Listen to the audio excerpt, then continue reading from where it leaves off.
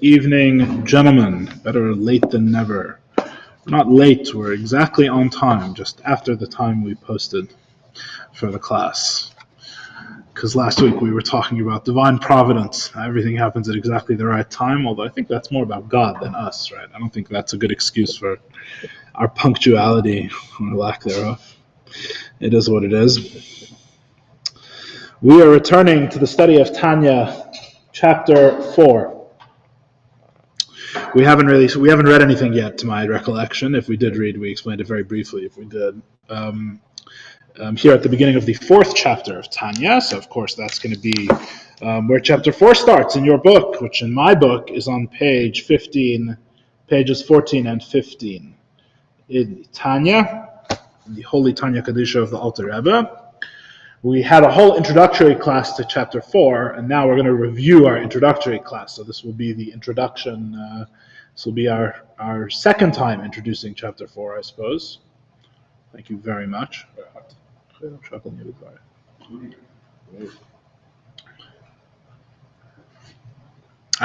Strong drink, as the Chassidim say. Mashka. Yeah, it is a mashka of sorts. Chaim. Okay. Chapter 1 of the Tanya was the only chapter we've done so far discussing the animal soul. The I am that becomes a separate I am from Hashem. Then we started talking about the godly soul, and we aren't going to go back to the animal soul until chapter 6. So we're still talking primarily about the godly soul, which I always mention because it's important to remember, because some of the things which we describe, and no one told me this when I started studying Tanya, as I sometimes tell you. Some of the things we describe here are not so familiar from our direct experience, and that shouldn't be a surprise. It shouldn't surprise you that when we're learning chapter 4 of Tanya, that we read about things maybe that don't seem immediately obvious from your experience. For example, in chapter 3, the previous chapter, where we were talking about the godly soul, we were talking about how it is intellect which creates emotions. And a lot of the time, that does not feel like it's the case. A lot of the time, we do not feel like our emotion follows upon our intellect, that our intellectual understanding of Chachma and Bina is creating emotions. There's a very good reason for that. The good reason is that we're talking about how it works in the godly soul, which, although they have all the same parts, technically, works very differently from the animal soul. There's fundamental differences, which we're going to discuss more, God willing, when we get to chapter 6, 7, 8 of the Holy Tanya. So if what we're describing does not necessarily sound like your personal experience of how your soul works, there could be a very obvious explanation for that, which is that we are not talking about the soul that we are conscious of most of the time. We're talking about the godly soul.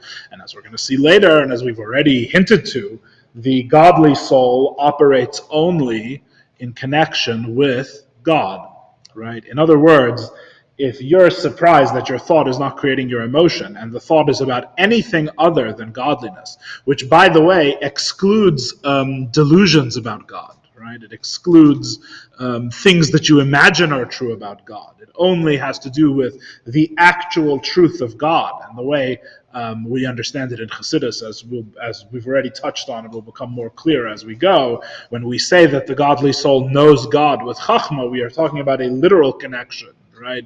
In other words, we're not talking about it knows about God but remains separate from God. We mean that this is an act of knowing in which the soul is literally united with God, right? So, in other words, there's a difference between having some random brief thought about God in some way, which your animal soul could have, right? Some random thought about God. And when we talk about the Chachma and Bina of the godly soul, which are literally connecting to godliness itself and becoming one with and uniting with godliness. So all of this put together, it's not such a surprise necessarily that our emotions do not seem to follow from our intellect, if you remember that the intellect we're talking about is a literal direct experience of the divine, which may not happen every random Thursday, maybe for some members of the class. I speak for myself, doesn't necessarily happen every Thursday. Shabbos maybe, right? Thursday not. Maybe. When we taste the cholent, that's the moment. Of course, from a different point of view, everything we experience is a direct experience of the divine. But we'll worry about all of that at a different time. How do we, when the godly soul experiences God, Yeah. we don't feel it. Correct. Often not. Correct.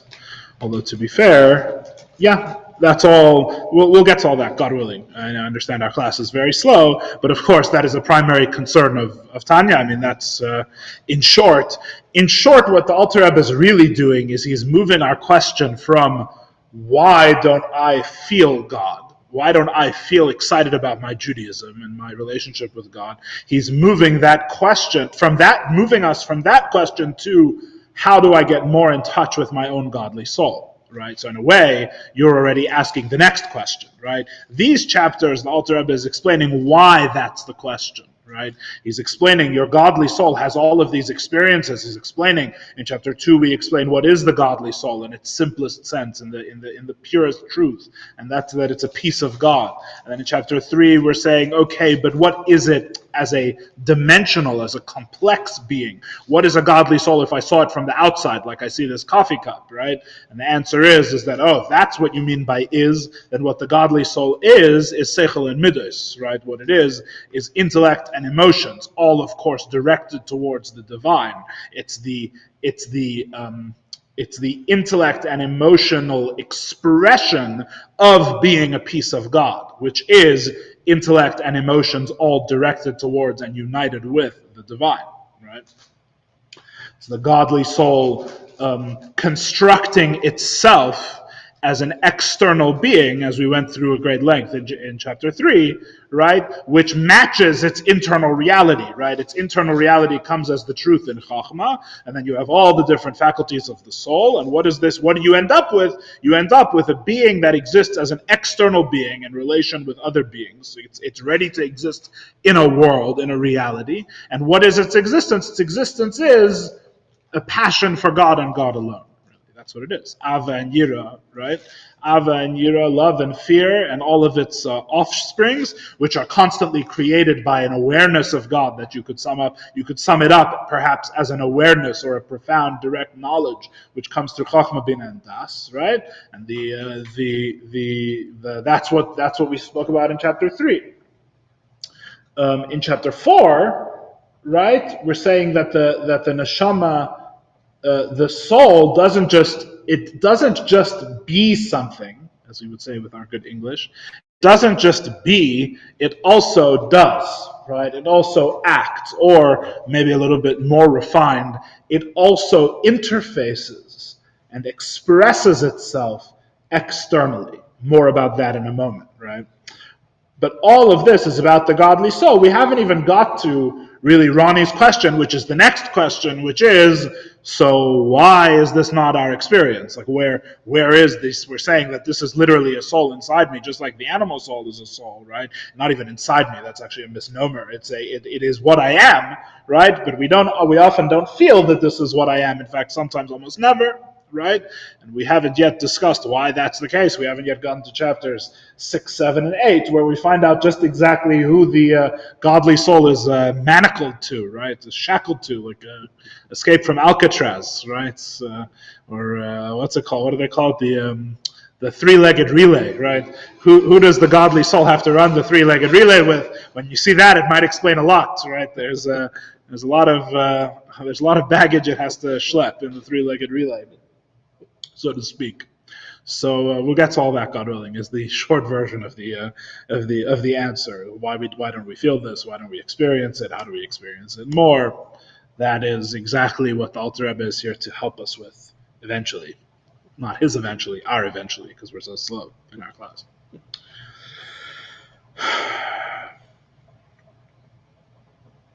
We began in last week's introduction, really what we spoke about for, I think, most of the time, is this interesting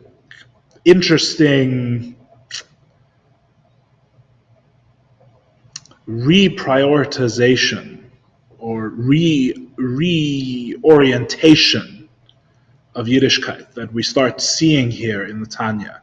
We've been repeating since the introduction to Tanya the concept that Tanya is about Pnimius, right? Tanya is about the truth of things from the inside, right? Nothing is superficial, right? You think a tzaddik is someone who behaves well. That's not what a tzaddik is, right? You think that your soul is necessarily what you consciously experience. It's also not really true, right? Everything is Tanya's whole perspective is an inner perspective, and it's a very rich term, pnimius, what we mean by inwardness, interiority, from the inside, which is very much discussed in many, many discourses in Chassidus, is really what is this concept? What do we mean by this concept? Why is this concept, in a way, the Alter Rebbe's whole central theme, especially here in the beginning part of Tanya? One of the things you have to understand when you're looking at Yiddishkeit from the inside is that you now have a question, it seems, on why there has to be action or expression at all. Why does there have to be action or expression at all? Really, in chapter 4, in a way, this is the theme of chapter 4. This is really what chapter 4 is about. Chapter 4 is about how does the soul express itself externally, and more importantly, why? What is the significance? What is the necessity for? What is the meaning of the fact that the soul is given a capacity to express itself internally? Because the fact is that chapter 2 of Tanya and chapter 4 of Tanya are in tension, right? Chapter 2 and chapter 4, they're not really in tension because the Alter Rebbe answers the question, right? But in terms of, if you read the titles of the chapter, right? The title of chapter 2 is "The Second Soul of a Jew is Literally a Piece of God Above." That's the title of chapter 2. The title of chapter 4 is that the thought, speech, and action are the garments of the soul. That would be the title of chapter 4, right? Why, if you are a piece of God, do you need garments at all, right? We explained what we meant by garments last time as well, 2 times ago. Really, it may be worth even going to review that class, because I'm not going to do the full justice to the whole topic as much as we explored it that time. But long story short, as we explained then, and really this is also a continuing theme of the beginning part of Tanya here, in my very humble opinion. In Tanya, self precedes existence. We've spoken about this at least 2 or 3 times now, maybe not with these words.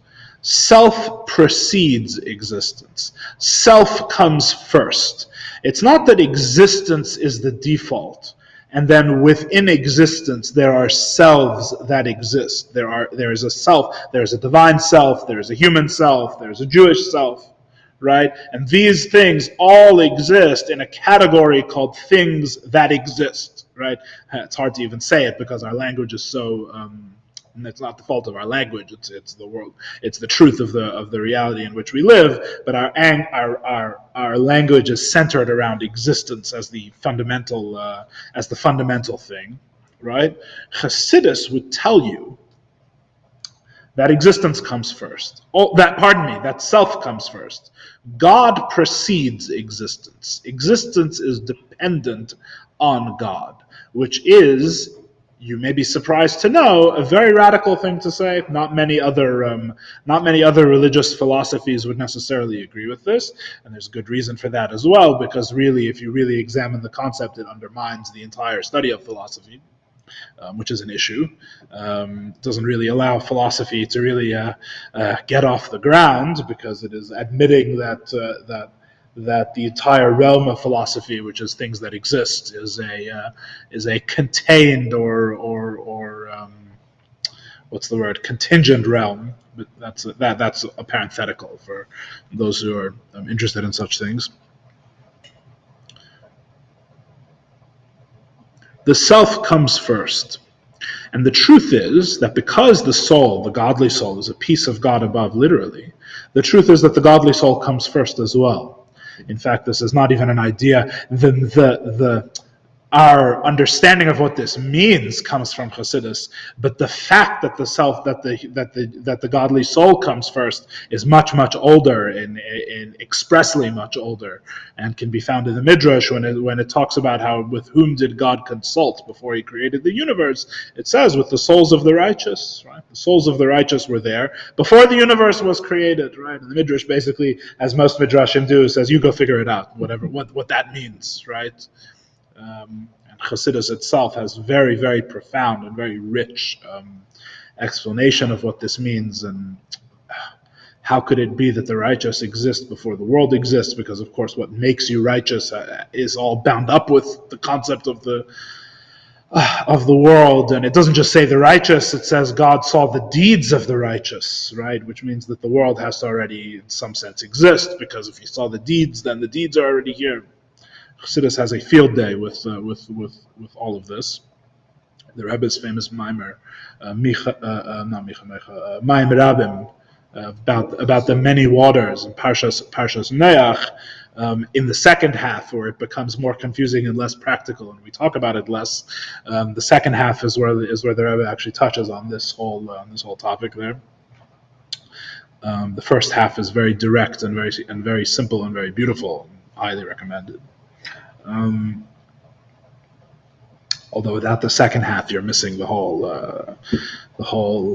excitement over there. But anyway, I'm really getting very distracted at the moment. Self precedes existence. Why is this important? It's important because,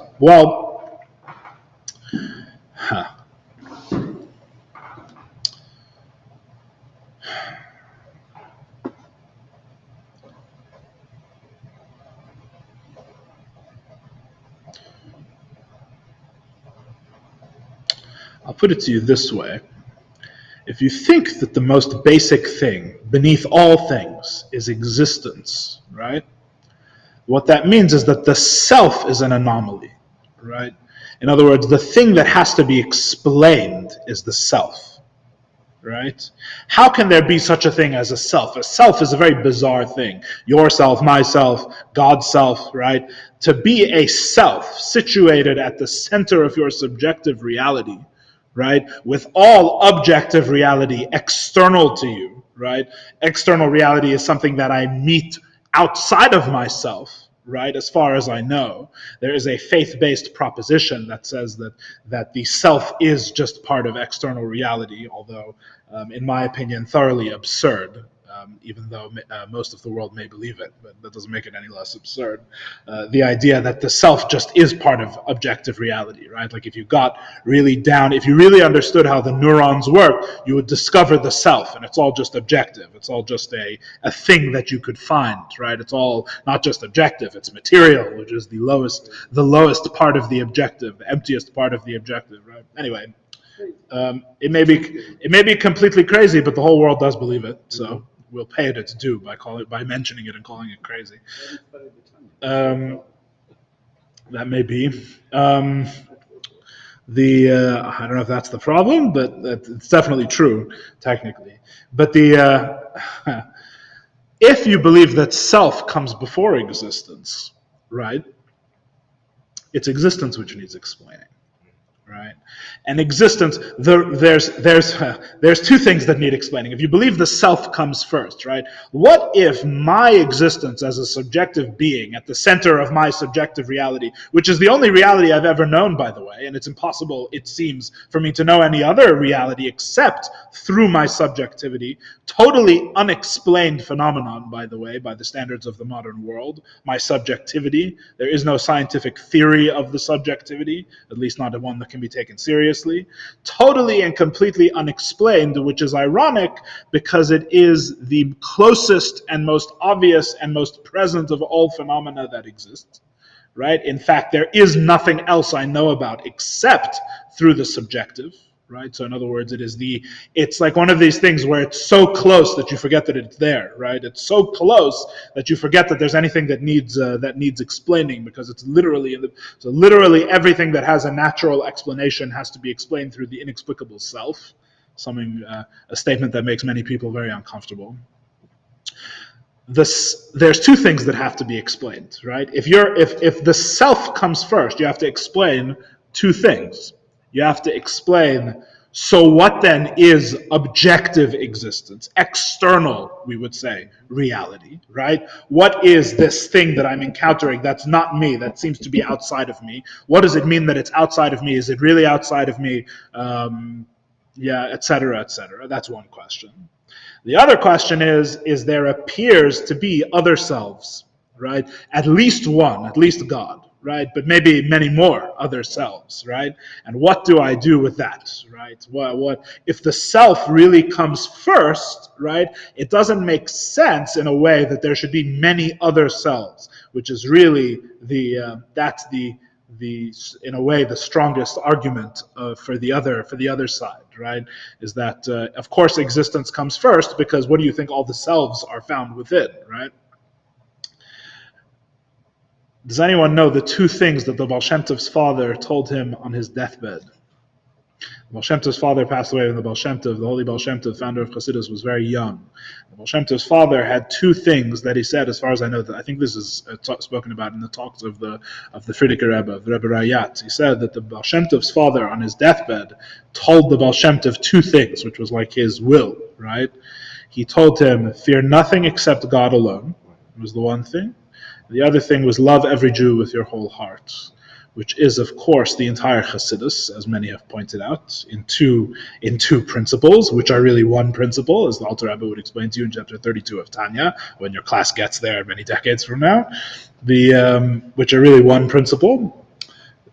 Fear nothing except God alone, which is fundamentally the principle of Achdus Hashem, right? You would say the second part of Tanya, which we learned about how only God is the only reality, right, expresses that concept. And then you have the entire Aveda of Chassidus, the entire Chassidic way of approaching a relationship with God, which, as the Alter Rebbe explains in chapter 32 of Tanya, can all be understood as a form of loving your fellow as yourself, with your whole heart. And really, this is the entire Chassidus. And of course, you may notice that these two things are the answers to the two problems with saying that the self comes first, right? The self comes first. The two problems are, what about external reality? And Chassidus' answer is that you should only fear God alone. External reality, there is no external reality outside of a self. All external reality is part of the divine self, right? And what do you do about other selves? The secret is that there are no other selves.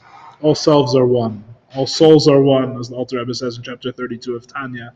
And that is ultimately how a Jew is to live their life. The Jew is meant to live our life. The whole Torah is all about understanding and feeling and knowing profoundly. It's a lifelong effort, of course, that all souls are really one. Really, we're not really separate. There are no other selves. Other selves, that's all superficial. There's no real other self, right? So the whole Chassidus, right, is fundamentally the statement that the self comes before existence, and the two halves of Chassidus, which we would call the Aveda and the Haskalah, right, that which has to do with worshiping God, which is love a fellow Jew as yourself, and that which has to do with knowing God, understanding God, which is about fear nothing but God alone, right?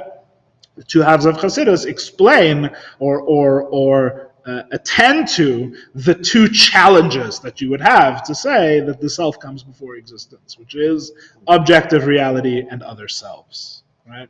So it's all about, in the end, the idea that a self comes first. That's the big radical idea of Chassidus. The big radical idea of Chassidus is that God actually does precede existence. And you as a piece of God partake in that. And all of existence and all things which are external, the external objective reality, what is it? And really this is where we get to chapter 4 of Tanya. Everything is just the interaction of selves. That's really all it is. When you, one second, sorry, I'm not finished. Well, yeah, you say now, because I'm about to go on a long rant, please. Yeah. You said when God created the world, He consulted the neshamot, yeah. not the neshama, yeah. plural. Yeah. So there should be a difference between the neshamot, in a way. Yes. There's oneness, yes. and there's pluralism. Yes, but also no. Yes. Right. Yeah. Absolutely, I wouldn't argue with that. Of course, we talk about multiple neshamas in chapter 2 of Tanya. We explain that every neshama is completely different, right? Every neshama has its own level, and yet, all the neshamas are one. And of course, both are true, and that's part of the reason why you can't do it in a day. Right? Maybe why it takes a whole lifetime. Right? It's part of the understanding the richness and the subtlety. And if you study chapter 32 of Tanya, you will see. And then you study the Tzemach Tzedek has a famous Maimer Mitzvahs Avos Yisrael and Derech Mitzvah Secha, which is an elaboration on chapter 32 of Tanya. And if you learn those, you will see that we're talking about something very profound. Long story short, it's not something simple. You're right; it's complicated. It's complicated. There is a. It doesn't make sense to talk about loving the other if all they are is yourself. Right? There's both. They're the other, but they're also yourself. Right? It doesn't say. It says v'hafta l'reacha kamecha, and all of the three words are true. There's the love. There's that they're your friend or your fellow, not you, and then there's the kamecha but they are you. Right? But they are you. That you and they are ultimately united and the same. And of course, it's all true. Anyway, chapter 4 of Tanya. When we talk about the actions of the soul, and I'm really just telling you what we said 2 weeks ago, just from a different angle, as is often what we try and do.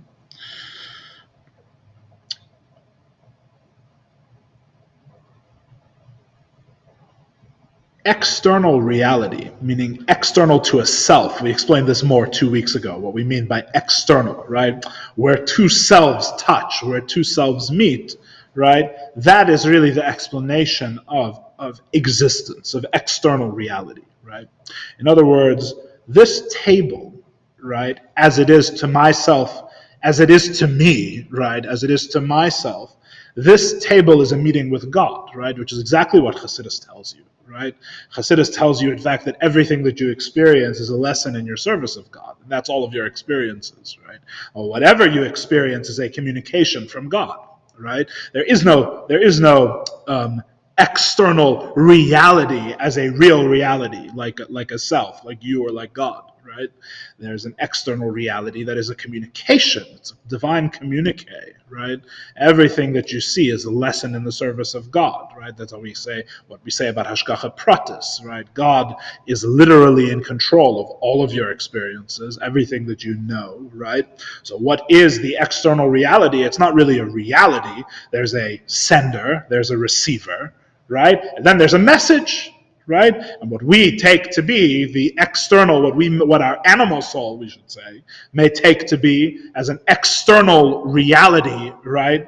That's as real or even, God forbid, more real than God, is nothing but a communique, right? The difficulty is that God has a message that is so big and so profound that it cannot be sent through things that appear to be communiques, which is what a lot of Chassidus is attempting to explain to you, right? Why does everything seem to not be a communication? Why does everything seem to just be a brute object that happens to be here, right? Or a real external world of just things, right? Of course, with some rationality, but ultimately not a message, right? Why do things seem to be that way? The answer is because when God sends a message, that's the way he sends it.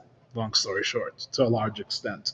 And Chassidus explains that this at great length, right? In other words, that itself, there's a it's not just spite. There's a reason. There's a reason. The physical reality exists for a reason. The concealment of God here exists for a reason. This is all part of the plan. This is the way that it had to be. This is so to speak, to the extent that anything has to be, of course. But this is all part of the plan. In fact, in that same teaching, where it says that everything is a message from God, and you're in your service of God, it says. That's part of the same series of teachings where the Baal Shem Tov says that, like we talked about last week, that every detail of everything contributes to the plan for the creation as a whole. Right? That everything is part of the plan. There's nothing that's even a means to accomplishing the plan. In a certain extent, everything is an end unto itself. Everything is exactly for its own purpose, and without it, the entire plan couldn't come to fruition, which is a totally mind-boggling and the mind runs out of the ability to understand that very quickly, and that's also part of the plan, because the mind is a specific tool for a specific job. Everything you find in Chassidus, it all actually does fit together, but the elegance and the way it fits together can be harder to see. It's very subtle, so it can take some time to unpack things and start to see how it all kind of fits together. There are other ways of looking at the world that are much more immediately elegant, right? Although when you push them, they tend to fall apart at the edges, right? Whereas Chassidus is very, very robust. The system of the Alter Rebbe, if nothing else, even if you don't believe a word of it, God forbid, right? Which I don't believe a Jew would be capable of doing, by the way. But that's a separate discussion for a different time. But even if you don't believe a word of it, God forbid, the genius of the Alter Rebbe is staggering, is truly and completely innovative, by the way. The teachings of the Baal Shem Tov, but the teachings are the Baal Shem Tov, the core is the Baal Shem Tov, but the system is the Alter Rebbe's, right? The way that it becomes this interlocking and elegant thing that every aspect makes sense and fits in with every other aspect, right? Only the Alter Rebbe could do such a thing, especially with the teachings of the Baal Shem Tov, which by nature are the exact opposite. All they want to do is break free, right? All they want to do is ascend above to the infinite God, right? To actually tether them, right? And to make this handiwork, right? Just takes an Alter Rebbe. Anyway, I don't know what benefit there is of someone like me evaluating the Alter Rebbe. It's not something that really should be undertaken. But anyway. Why is all this important for chapter 4 of Tanya? It's important for chapter 4 of Tanya because chapter 4 of Tanya, we talk about why the godly soul does things, right? And when we say does things, this is exactly what we mean. We mean it steps into and participates in external reality. It doesn't just exist as a finite being, which is kind of what we were explaining in chapter 3, right? It communicates. There's an expression, right? Which means if you're communicating, that means you're taking the outside reality into account. The godly soul does not remain unto itself. The true unto itself would be in chapter 2. In chapter 3, you could say it's still kind of unto itself because even though it's a finite defined being, which the purpose is really only for external interaction, to be a finite defined being, right, of seichel and midos and all of these things. But nevertheless, you could say that that's a natural manifestation, maybe you could argue in some sense. You could say is a natural manifestation of what it is as an infinite being, right? You could say if all infinite and simple beings express themselves as finite and understandable beings, so to speak, for some reason, right, this is how the godly soul does it. But in chapter 4 of Tanya, it's a totally different story. Now we're talking about this godly soul actually goes outside of itself to interact with external realities. It touches on the outside of one thing and the outside of the other thing touch, right? The godly soul actually does something. And by does something, I hope it's now clear what we mean. It means it steps out of itself, right? To interact with the other, to interact with something else. Yeah, more or less. The real question is why. That's the real question. How, we'll also discuss in this chapter. But as we discussed 2 weeks ago, the real question is not how, although that's also interesting, but the real question is why. Why does the godly soul, the way God makes it, need to have the ability, right? It has these keiches, it has these faculties, or really the more accurate word is it has these levushim. Keiches, faculties, really refers to seichel and midos from chapter 3. It has these levushim, it has these garments, right, that allow it to interact externally, right? And we mentioned the last time as well, not to be confused by the word garment. It doesn't mean something external, right? It means an expression of the thing itself. It's called a garment because it's where the rubber meets the road. It's called a garment because it's that external, for a few reasons. One is because it's that external meeting point, right? You meet it through its garments, right? And the other point was that the garments specifically are easy to change. Garments are easy to exchange one for the other. You can change your thought, speech, and action with relative ease, as opposed to your seichel and midos, which is really more like your inner faculties of intellect and your emotions, which are much more like what you are, in a sense, than the easily changed from moment to moment garments of thought, speech, and action.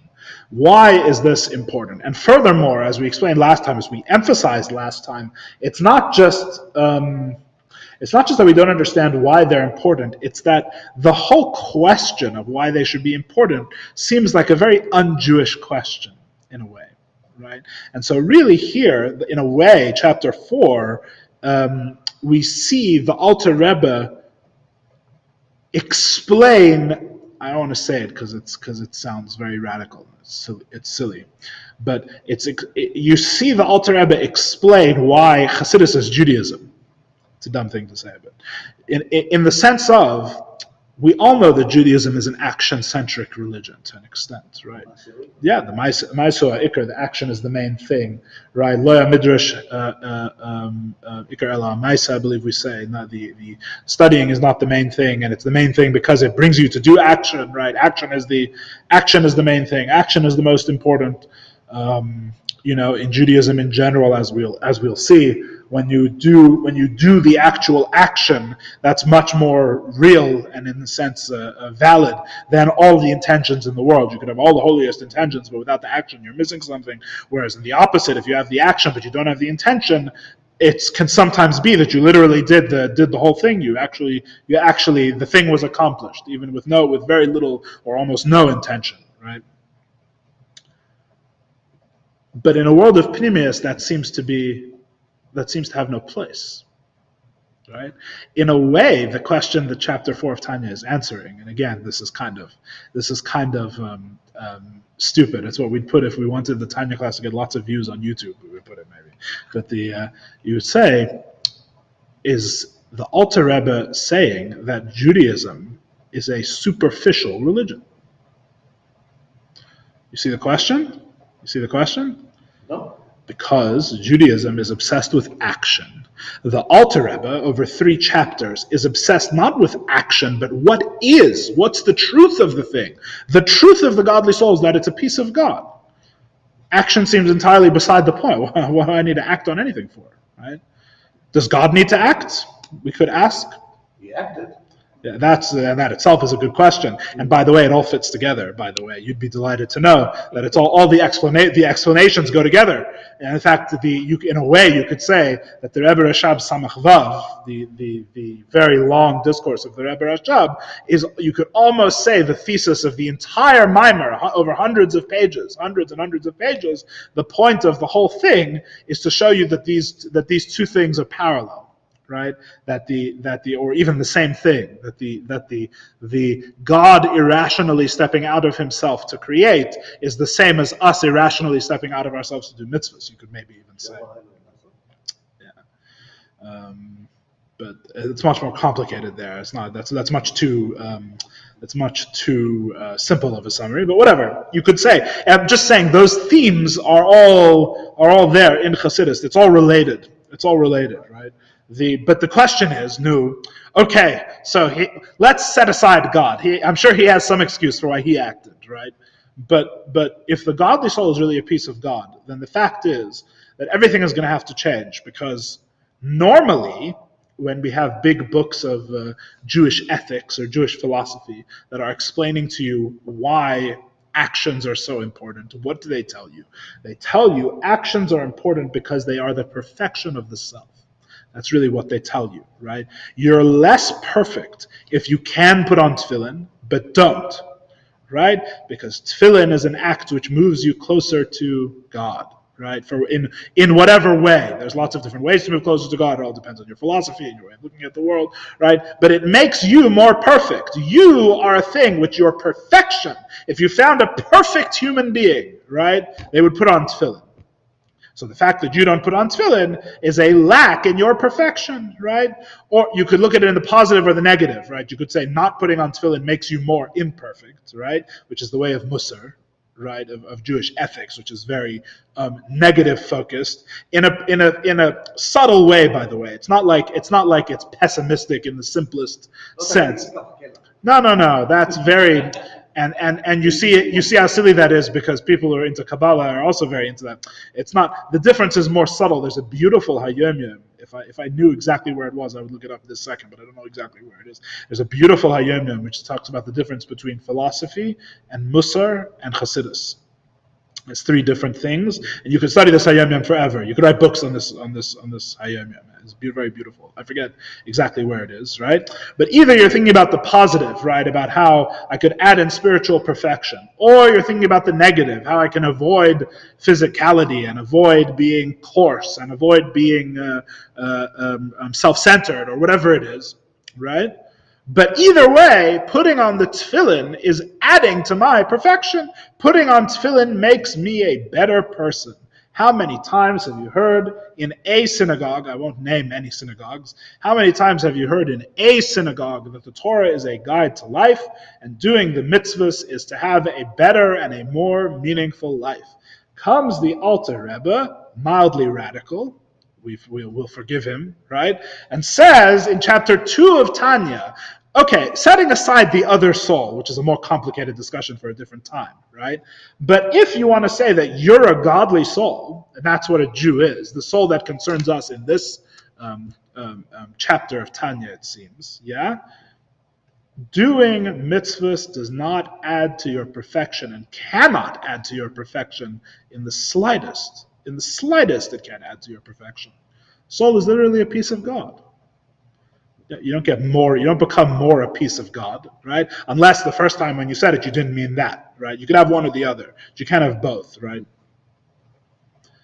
The godly soul doesn't have to do anything. The godly soul doesn't have to get out of bed in the morning. The godly soul is literally a piece of God. That's it. It's over, right? The whole journey, there's no journey, right? The godly soul is absolutely one with God, right? So you have really two options. You could say, maybe, one way you could take this is you could say that the mitzvahs are only for the animal soul. That's one way you could say, right? Where the actions we're doing is not for the godly soul, it's only for the animal soul. Of course, this makes, the Alter Rebbe would never do this for various reasons. It's hard to exactly put into words why this seems so, to me, seems intuitively so wrong. I would say that really the issue is that you're turning the mitzvahs, which are the eternal, unchanging, essential will of God, into something which is totally, it's totally a means to an end. A tool. Right, totally a tool. And a tool for what? Not for God, it's a tool for an animal. Right, that an animal, that's what a mitzvah is. A mitzvah is something that an animal should be a better animal. Sounds a little bit lacking, which maybe we could discuss that more in a different time, why that's so. But the Alter Rebbe says, if that were the answer, this chapter of Tanya would we assume not exists, right? Because we're talking about the godly soul, and the godly soul doesn't do mitzvahs, or doesn't need mitzvahs, right? So why even mention it, right? Why have this chapter? This chapter, and this is the real, now you see the real, this is the tension, this is the contradiction, this is what the Alter Rebbe is explaining. This chapter says the godly soul does miracles. The godly soul, that's also true, Freudian slip. The godly soul does mitzvahs. The godly soul does mitzvahs. The godly soul does commandments. Not just the animal soul.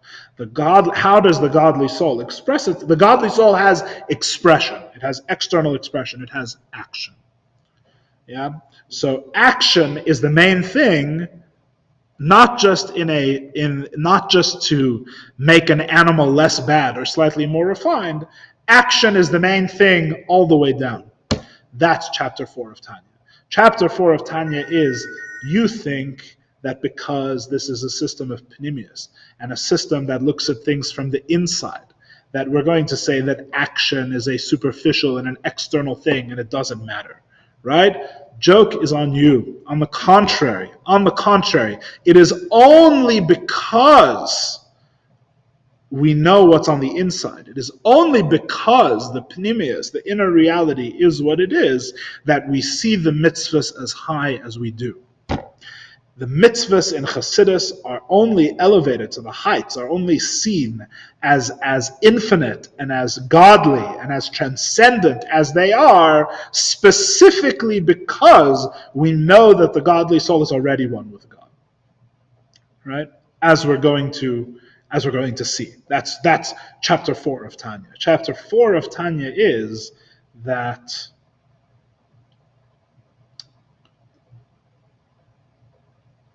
Chapter 4 of Tanya explains the historical phenomenon that many early opponents of Chassidus thought that Chassidus, like many other lahavdil, not really Jewish, ecstatic movements, right? Movements that were all about love of God and fear of God and singing and very passionate emotion and things like that, right?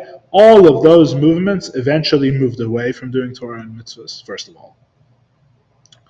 And second of all, it made sense why they would, because their whole emphasis was on having an emotional connection to God. And so what would the halacha and having an emotional connection of God have to do with each other? That's what an opponent of Chassidus would ask, which was a funny question, right? To a Chassid, it's a funny question, right? What would love of God and doing a mitzvah have to do with one another? Right? But to be fair, at that time in history, this is exactly what it was. There were those who felt love in their heart for God, and all of those people ended up not keeping halacha. Right? And then you had people who were devoted to the halacha above all, the mitzvahs above all, keeping the mitzvahs above all. Yeah? And I don't know how much love of God was not the priority. Right? It was not something that actually feeling that was important to you. Comes along Chassidus and the Alter Rebbe, and the Alter Rebbe says, on the contrary, these two things are not contradictions. These two things are one. These two things are the same. Love of God and doing mitzvahs are the same, right? And you can't separate one from the other, right? If you have a love of God and there's no mitzvahs, it's not real love of God, right? If you have mitzvahs without love, they're not real mitzvahs, right? Maybe technically, just like in the other end, you could have technically love of God without mitzvahs, maybe, right? Like we were describing in chapter 3 of Tanya, where we didn't talk about mitzvahs, right? Where we talked about love of God, right? You could have technical love of God and technical mitzvahs, right? But that's all superficial. What these things really are is absolutely one. Love of God and mitzvahs come together. They're the same, yeah?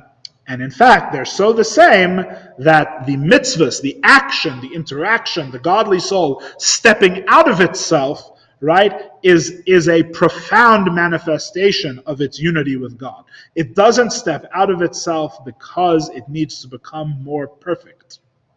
That's not the explanation, right? It steps out of itself to express its perfection, right? That its perfection is already here. Right. The mitzvahs, as we're going to see, are an expression of love of God and fear of God, with all the details we discussed in this chapter. So that's the theme, I would say, trying to encapsulate. Of course, it's very difficult to say this is the one theme or the one thing that it's saying.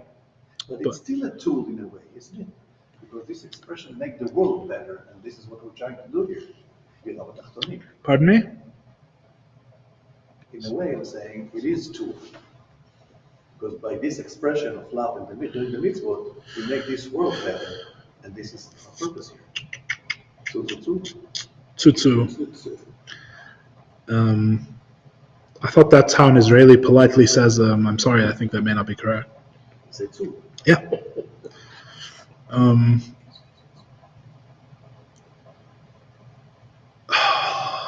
Your question is a good question. The answer is no. The answer is no. If you really understand what we mean by dir v'tachtenim, right, and what we mean by making a dwelling place for God, it is not a rational goal that is accomplished through doing the mitzvahs. However, this would take a whole other class to really get into. We spoke about this once before. If you remember the class that we did in connection with the second chapter of Tanya, a while ago, a few months ago, when we were discussing the profound talk of the Rebbe, where the Rebbe talked about the difference between bricks and stones in Mitzrayim. Does this ring a bell? And the Jew, we only ever talk about the Jews working with bricks in Mitzrayim, and not with stones. You may not have been here for that one, Ronnie. But if you go back and find that one on chapter 2, If you remember, you lost it. if you go back to the classes on chapter 2 on YouTube, and you find the one, it's near the end of chapter 2, where we talk about the godly soul. You talk about the godly soul and dir b'tachtenim, all about the Rebbe's sicha, about the bricks and the stones, right? In a way, that talk is the answer to your question: is why is dir b'tachtenim not itself an end, right? A goal that the mitzvahs are just a means of achieving. So that sicha, which is very profound, and the truth is if I tried to give it to you now, I would probably not do it correctly because I don't remember it well enough with all of its details. That class was really what contains the answer to this question. And the answer, but the short answer is no. The way it's really understood in Chassidus is not that mitzvahs are a means to dir b'tachtenim in a rational sense. That's not incorrect, right? The mitzvahs are an end unto themselves, and that end is dir b'tachtenim, and it all fits. It all fits together. The Rebbe, I believe, says in that sicha that the actions of working with your animal soul, or maybe even working with negativity in the world, in the external world, and refining it, is even deeper than mitzvahs in this sense, right? Because it's even less a means to an end. But I don't want to say much more about it because I'm worried that I'm going to get it wrong. So go look at that class. You may find an answer. Either you'll find an answer, or it will make the question worse. Those are the two options. One of the two in that class. Okay. This table is, like all things, what it is an interaction of selves. It's God speaking to multiple parties. He's speaking to me. He's speaking to you. We both see the table at the same time, right? And he's also speaking to the table, whatever that means, which is an interesting question in and of itself, right? But this is all communication. There is no thing, right? And that's really chapter 2 of Tanya just hammers this home repeatedly again and again, right? That all there is the communication. All there is the word of God. There's no actual, the external world is just a meeting of selves. That's really all it is, right? Which means that the garments, the levushim, is a fundamental concept of Chassidus to understand the external world, because in a way, everything that is in the external world, that's seen in the external world, is really just an interaction of levushim. It's God's garments interacting with our garments, one way or another. Of course, this is also an oversimplification, but that's the idea. I would like to, I know we're over time and we started late as well, I'd like to just read at least one line from I understand, so let's just read one line from Tanya, and then we will call it a night, and this will be the second class introducing chapter 4 of Tanya. Perek Daled. Chapter 4, says the Holy Alter Rebbe, says the Tanya Kadisha, furthermore, meaning this is pursuant to the previous chapter, which is always interesting because it's not written as a self-contained thing. The first word of the chapter is "and furthermore," right? So you see here, you could already write a Dvar Torah, and you should write a Dvar Torah and be mechadesh and talk about why some chapters of Tanya are obviously connected to the previous one, where some are not, right? Very interesting. The Oid, furthermore, yesh l'chol nefesh alikei shleish levushim. Every godly soul has 3 garments. What are the 3 levushim? What are the 3 garments? They are thought, speech, and action. Shel tariag mitzvahs haTorah. They are the thought, speech, and action consisting of what? The 613 mitzvahs of the Torah. Yes, correct. Yes, correct. And this is the godly soul only, remember, right? But remember, what was the point of the whole long introduction? The point of the whole long introduction is that it would be incorrect to think about the tefillin that you're wrapping as a third thing. There's God who told me to put on my tefillin. There's me as a soul, as a self, right? It's putting aside the animal soul, as a godly soul, doing the action of wrapping the tefillin. And then there's the object of the tefillin, which is the third thing, right? Not really. The act of putting on tefillin, if you can get your mind, is kind of difficult, but if you can sort of wrap your head around this, the act of putting on tefillin is a levush of your neshama, right? Yes, there's a physical object called tefillin, right, which is, by the way, just an expression of God, right? A self-concealing expression, but an expression of God, that there's physical leather, right? And the qualities of that leather are also an expression of God, right? So here, it's your godly soul and God interacting in a specific way. The act of putting on the tefillin, even in the Maisa, right, in Chassidus, is an expression of your soul. Right? It's such a different way of looking at things. It's me taking an object and manipulating that object, right? That's how a person who lives in an external world sees it, right? Tanya is a whole different, this is why it's so difficult to study Tanya. One of the many reasons it's difficult to study Tanya. The Tanya is talking about this in a way we don't experience it really, or at least I don't experience it this way, where the act of putting on the tefillin is a manifestation of your soul. The way Chassidus says it is that Maisa is an expression, is the soul speaking, but the letters are taken from outside, not from inside, right? Thinking and speaking, the letters come from within your soul, so to speak. When you act, the letters you're using to express yourself are letters taken from the external world. In this case, a piece of leather, a certain piece of leather, right? That's the word your soul is using to express itself. But the act of putting on tefillin is a soul expression in Chassidus. This is something like, and if you only understand the world as the external world, rather than a place where selves interact, right, then it's very difficult to understand what exactly this means. It's a whole different way of looking at reality. The thought, speech, and action of the godly soul are the 613 mitzvahs of the Torah. Why should it make a difference whether they stay as thoughts, as we're going to say, like in understanding Torah, or they become speech, like speaking words of Torah, as he's going to say, or it's an action, like shaking a lulav, right? And fundamentally, although they express in three different ways, thought, speech, and action, fundamentally they're all the same. It's all manifestations of the soul. It's how the soul expresses itself externally, as a being in an external world, right? I think we mentioned last time how this understanding also covers how thought is an external expression, right? Because thought is still expression to yourself, right? Because it's expressing to yourself, going from the outside, so to speak, right? We talked about this last time. Let's just finish the line. No, in fact, let's stop here. This is a whole other thing, and we have more to say about this line as well. So let's hold it here. Hopefully, these introductions will be helpful as we move further on in chapter 4, God willing, and we'll continue next week. Yirtzeh Hashem, the help of God.